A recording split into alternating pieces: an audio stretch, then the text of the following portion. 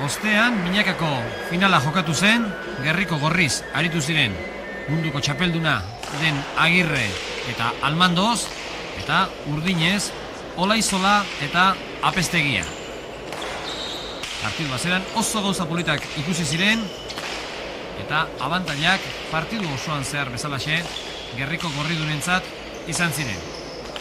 Behin baino gehiagotan esan izan da, Agirrek arazoak dituela tantoa amaitzeko, baina atzo denei ezetz erakutsi nahi izan ziren arteakoak. Horra, berak lortutako 3 eta utxekoa, Ormabikoa dotorea, eta pixkanaka aurrera egin zuten Agirrek eta Almandozek.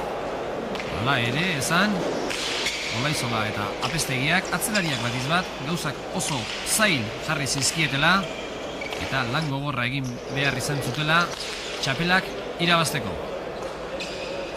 Iruditan duzuen tanto honetan, min hartu zuen Agirrek, pilota baztertu egin zitzaion, hala ere behatz puntak sartu zituen, baina jokatzeko moduan izan zen. 8 eta 2 aurrenatu ziren Agirre eta Almandoz, baina min handia egin zion Almandozin sakearekin Olaizolak.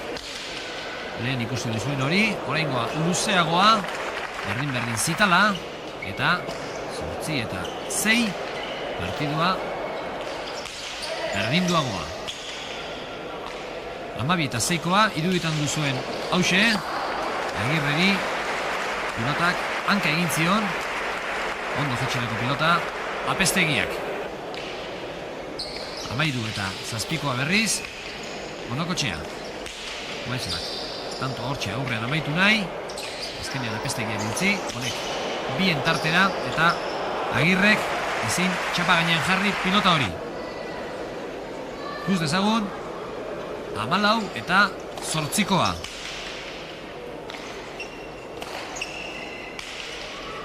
Pilota gogor Apestegiak, baztertu egingo zaio Almandozi, eta hortxe amaitu zen tantoa, bere ahalegina, eskertzekoa baina alperrikakoa. 14 eta 9koa ere zakez lortu zuen Olaizolak, eta ikus dezagun, 15 eta 10koa, tanto luzea eta oso polita. Eraman Agirrek, Olaizolak gozatu ez, berriz ere, bere burua salduz, Ormabikoa, eraman, eta zabalean tantoa egin nahi Agirrek, lortu ez, baina oraingoa bai. Oraingoa, eta zabalean, eta Apestegiaren ezina, eta amorrua, jendean, aldiz, pozez txoratzen. Eskerrez hartu, eta tantoa lortu zuen, beraz, gauzak parekatzen, eta agian partiduko tanturik ikusgarriena Almandozek egin zuen ahaleginagatik Monokotxea hause. Olaizolak zabalera, eta horra bere burua lurrera boteaz saiatu zen Almandoz, baina ez zuen arazorik izan partidua jokatzen jarraitzeko.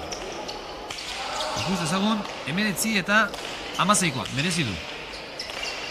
Atzera Olaizolak, eskerrez eraman Almandozek,